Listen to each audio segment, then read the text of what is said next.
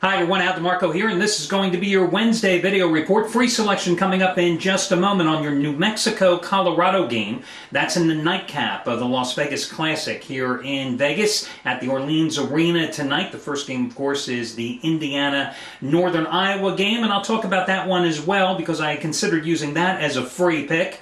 I've also got a complete breakdown of your Las Vegas Bowl between Boise State and Utah coming up in just a moment.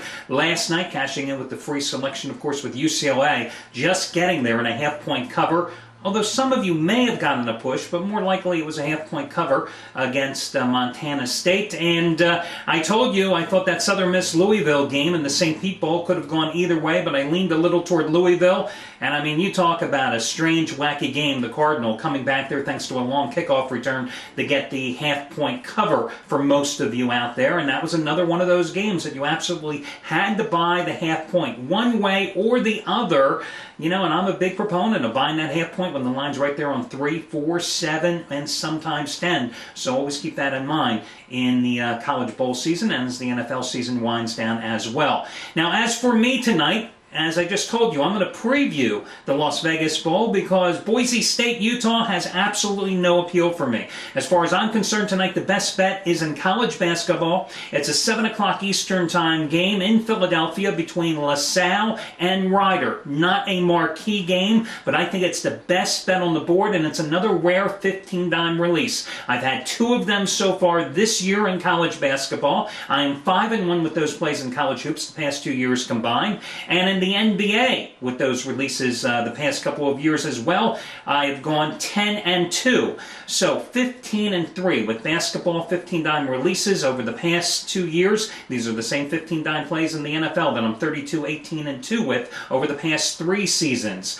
The first 15-dimer this year was Northwestern, laying 9.5, winning by 19 at Northern Illinois. That was in early November, and then in late November in the NIT semifinals at Madison Square Garden, I used Villanova getting the win and cover as a 5.5-point chalk over UCLA. I think they won that game by 12. Tonight, another 15-dimer. It's on LaSalle and Rider. That is the only play I am personally wagering on tonight. Now, for your free pick, let's first take a look at New Mexico and Colorado. These 2 teams have played exceptionally well as long as they played at home this season. Neither one has done anything on the road, but I'm still going to go with New Mexico here. Listen, you know why New Mexico's playing in the Las Vegas Classic, right?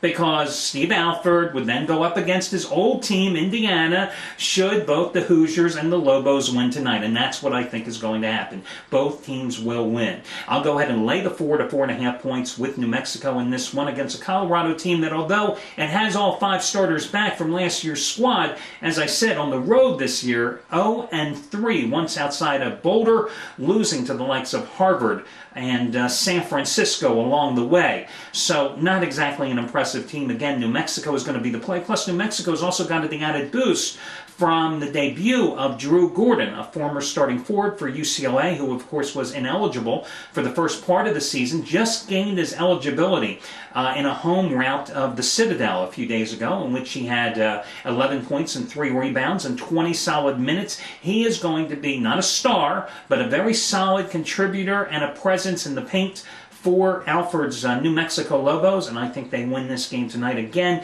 somewhere around 7 points. They will get the cover as a 4.5-point chalk. Now, I considered also going with Indiana as well, laying the points in their battle against Northern Iowa, but that's a tricky game. This is not the Northern Iowa team that upset Kansas last year in the Big Dance and got to the Sweet 16 because they lost 3 starters, including their big 7-foot center from that squad. And although they have played, you know, so-so this year, they do have a couple of nice wins on their resume. I think Indiana will pull it out tonight, but as I said, I just feel a little more confident with New Mexico and Las Vegas Classic clash. Say that 3 times quickly. So New Mexico is going to be the freebie.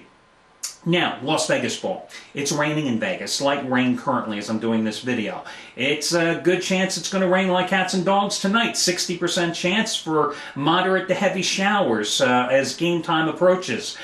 I would still go ahead and lay the points with Boise State. I mean, seriously, did Utah do anything down the stretch to impress you? No. I mean, you know, they get crushed by TCU. They get upset by an average Notre Dame team in South Bend. Okay, I can see that.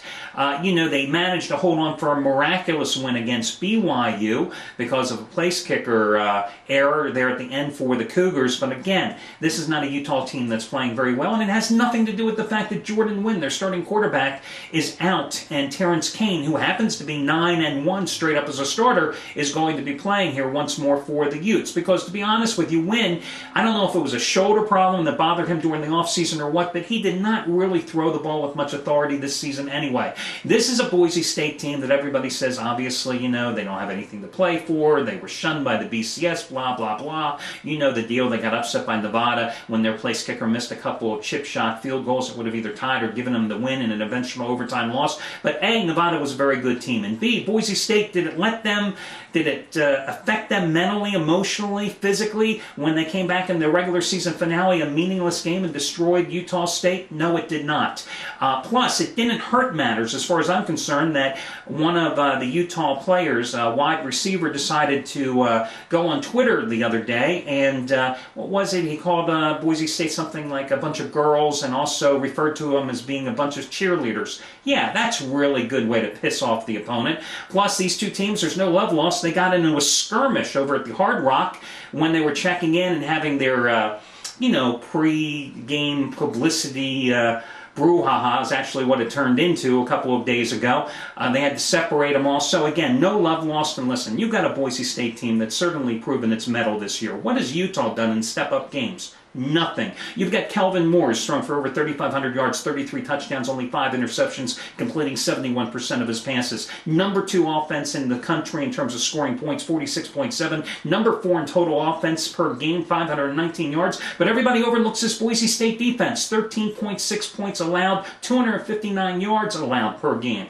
Would I bet it? No. Would I say the way to go is Boise State? Absolutely. Would I go to the game? Are you kidding? It's raining. I don't sit in games where it rains. No. So Boise State is the hunch, just like Louisville was tonight. I think it's the only way you play this game. I see some guys are interested in playing it with a teaser, but listen, when the number's this big, there is no value in taking it down by just 6 points. That just doesn't make sense. I'll stick to college basketball with a rare $15 tonight on LaSalle and Ryder. Good luck, everybody, and I'll catch you again tomorrow.